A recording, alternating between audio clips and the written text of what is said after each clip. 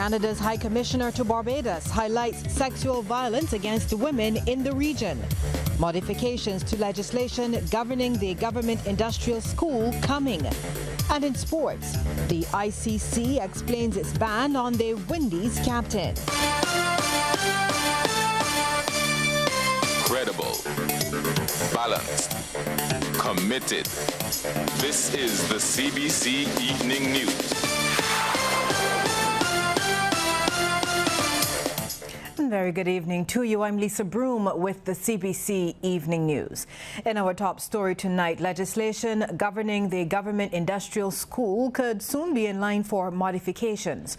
Home Affairs Minister Edmund Hinkson says the changes will reduce some of the offences for which young people are sent to the institution and update the near 100-year-old laws. We are actively looking to modernize this legislation to reduce the offenses for which our young people, not yet adults, will be confined to these schools because of infractions with the law. We're looking to remove the status offenses. We are in the process of reviewing a draft bill to bring to Cabinet and hopefully thereafter to bring to Parliament within the first half of this year. Mr. Hinkson's comments came as he received a donation of electronic devices, including tablets, laptops and computers from the government of China for that institution. Now, China's ambassador to Barbados, Zhan Shuisheng, is optimistic the devices can help bridge the digital divide in the island. I hope these equipments, including 45 laptops, 35 desktops, and 10 tablets produced by the top Chinese IT companies, Tsinghua Tongfang, could support the capacity building of the relative parties in Barbados, help Barbadian people to catch up with the rapidly development of today's digital world and bridge the digital gap with more and easy access to internet. Well, one out of two adolescent girls in the Caribbean has reported that her first sexual encounter was not voluntary. This from Canada's High Commissioner to Barbados, Marie Legault. Now, she says this is a clear indication that more attention needs to be paid to sexual violence and assault against women. Madame Legault was also, she was one of the speakers at the official launch of the Barbados Bench Bar Journal 2018, which was funded by the Impact Justice Project through the Canadian government. 48% of adolescent girls report sexual initiation to be forced or somewhat forced in 9 Caribbean countries. 48%, that's 1 out of 2. All countries in the Caribbean experience a higher rate of rape than the world average, with 3 of the top 10 recorded rates in the world occurring in the Caribbean, in St. Vincent and the Grenadines, Jamaica, and the Bahamas. And between 52 to 75% of women reported experiences of sexual violence by a partner in Barbados, Jamaica, and Trinidad. Madame Legault says those statistics are worrying, but she's heartened that the spotlight has already been turned on the issue in Antigua. She says 2 weeks ago, the Jurist Project created history by setting up a sexual offences model court in the country to go along with a set of guidelines adopted previously. I think it's extremely important, and it will ensure fair trial for defendants and preserve the dignity of survivors of sexual assaults, which is a big issue. It is my hope that other countries, Barbados, Canada, and others within the region, see this court as a model for continued progressive development of the judicial system as it relates to women's rights. Hopefully, all countries will adopt one eventually. Former Chief Justice Sir David Simmons has been commenting on the reluctance of some CARICOM countries to join the Caribbean Court of Justice. He was speaking at the launch of the Barbados Bench Bar Journal 2018. Now, it's a collection of essays compiled to celebrate Barbados's 50th anniversary of independence, as well as 50 years of having an independent judiciary in the island. Now, describing it as a wonderful achievement, Sir David says it's an important contribution not only to local, but more importantly, regional jurisprudence as well. He used the examples of Canada, India and Australia, all of which left the London-based Privy Council and formed their own Supreme Courts. All of these countries that have left the Privy Council have enriched the common law by engrafting on established legal principles their own particular nuances and trends.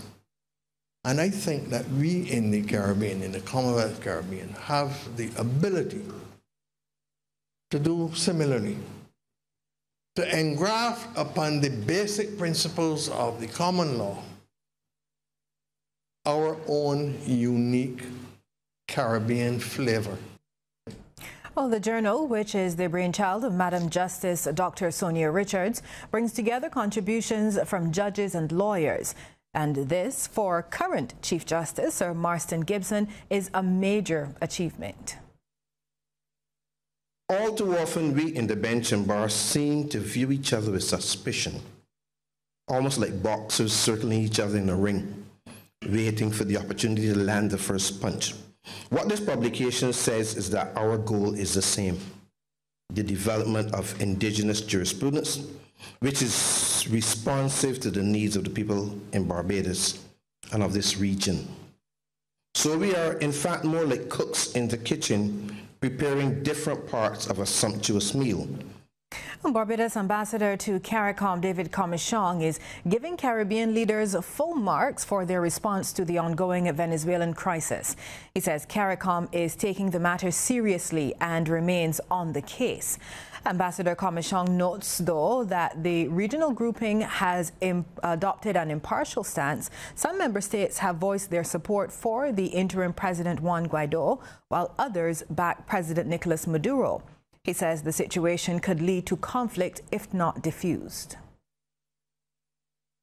We are going to try to work with other impartial governments like Mexico and Uruguay to see if we can bring all the parties to the table to work out a way going forward that is democratic, that is constitutional in terms of the Venezuelan constitution, and where the interests of the Venezuelan people and the interests of peace takes forefront.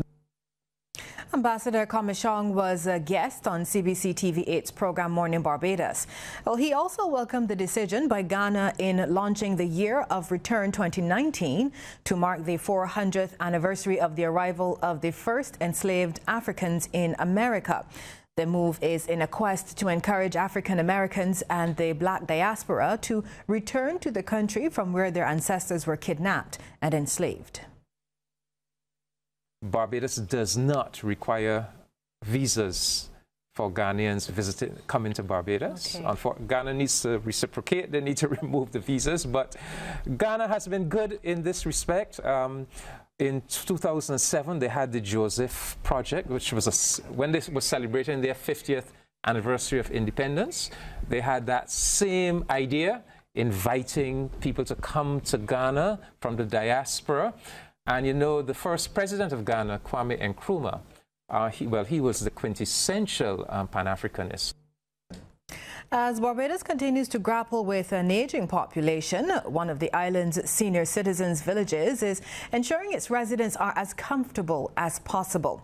The Seroptimist village in Eden Lodge recently completed and opened a $90,000 laundry center.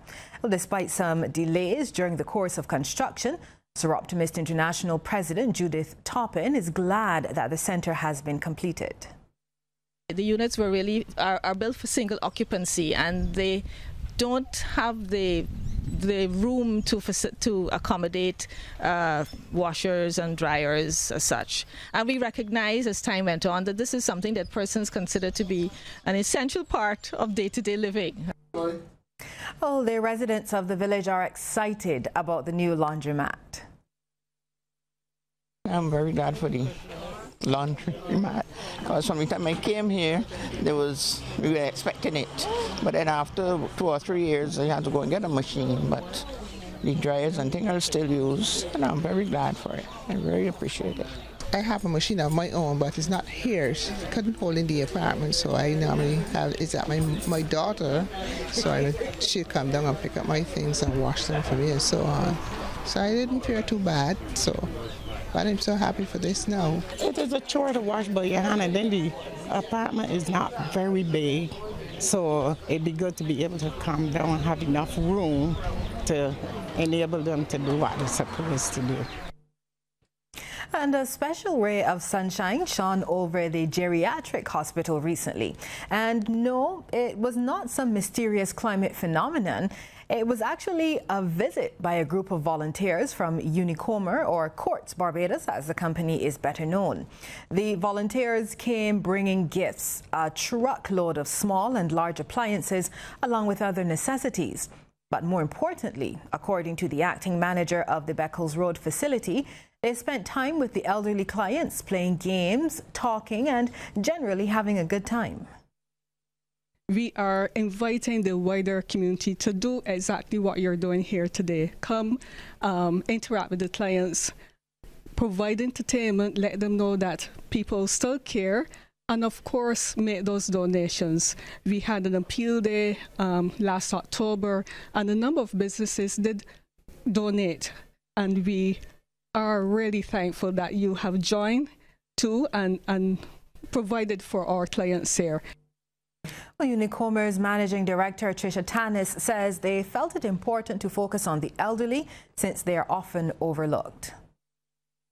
We all know that we are going through fairly unprecedented times, and we will go through, we will come out on the other end stronger, more resilient, and we don't intend to leave the vulnerable along.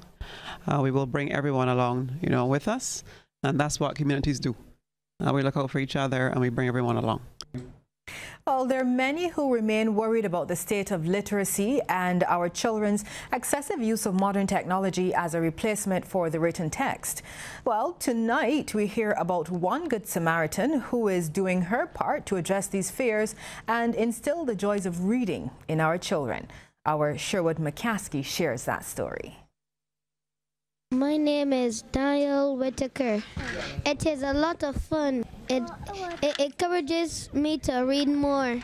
I found a great improvement in my son, my older son, in the way he wants to read. He wants to read more now in public than ever before.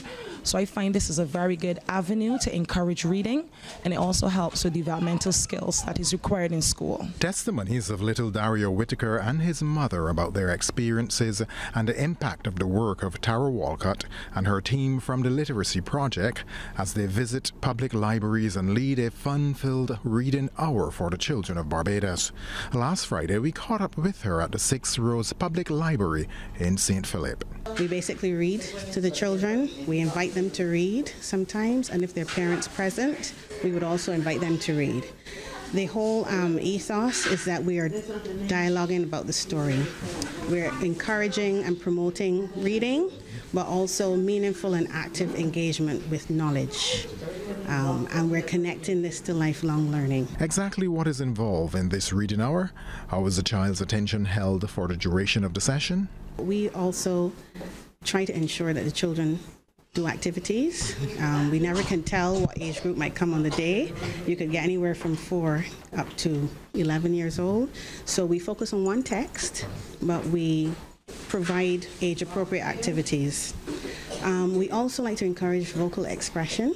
So you would see that it's a packed hour, but we try to encourage them to read and vocalize before the audience what they've written, okay, just to help build their confidence. Francine Burnaby has been taking her daughter to the sessions for the last 3 years. She enjoys it, she looks forward to it.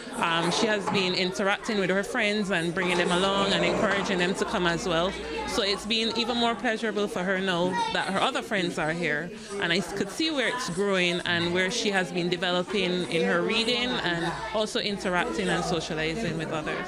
Parent Corey Archer celebrates the work of the Literacy Project and hopes for an expansion of the program. It's a very good initiative. It promotes literacy, gets children reading, the presenters make it very exciting, and children look forward to it. It can be expanded in terms of providing more resources, more stories, more facilitators, more persons who can read and spread the joys of reading to the children and, pretty much bring more people. Overall, the efforts are a manifestation of Mission 1 of the UNESCO Public Library Manifesto, which speaks about the public library as a space for creating and strengthening reading habits in children from an early age. Lisa? Well, thank you so much, Sherwood.